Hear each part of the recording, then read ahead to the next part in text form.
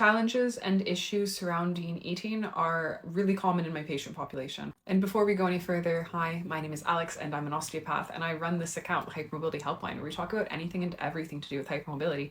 And today we are talking about hypermobile connective tissue and our relationship to food.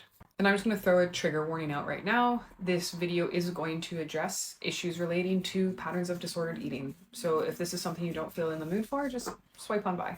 So as with everything, I always look at symptoms in my HEDS, HSD, or undiagnosed symptomatic hypermobile patients or patients with other types of connective tissue disorders involving hypermobility.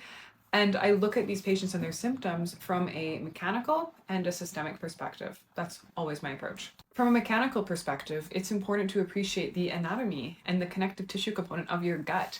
Your gut is basically a tube of connective tissue from top to bottom. And within that tube, there are different bits like your stomach or your bowels or your esophagus. And there are also different valves within it. This is important and we'll come back to that later. If we shift our thinking to a systemic perspective, and often when I'm talking about a systemic perspective on here, I'm talking about inflammation. We know that hypermobile people, and I'm using that just as a blanket term, okay?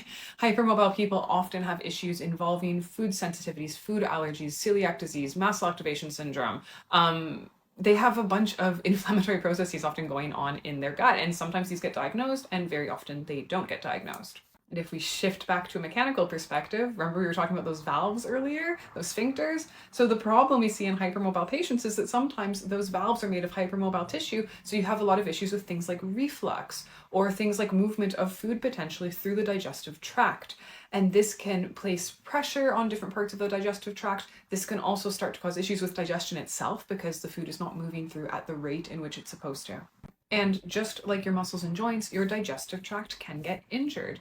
That altered mechanical state of the digestive tract from the hypermobile tissue, or the altered inflammatory processes of the digestive tract from the hypermobile tissue, can result in cumulative low-grade injury over time that eventually builds into symptoms which are very problematic. Now, of course, disordered eating diseases and behaviors are present in this patient population, but what I wish we would all pay a bit more attention to is how this is something which can in some instances have a mechanical contribution or an inflammatory contribution. And as much as things like therapy or the treatment for disordered eating can help patients, I think sometimes we need to look at it in the context of the connective tissue which makes up the gut in that individual. If you've watched this video this far, please watch part 2. I will be posting it tomorrow and we're going to talk about things that happen and what to do about them.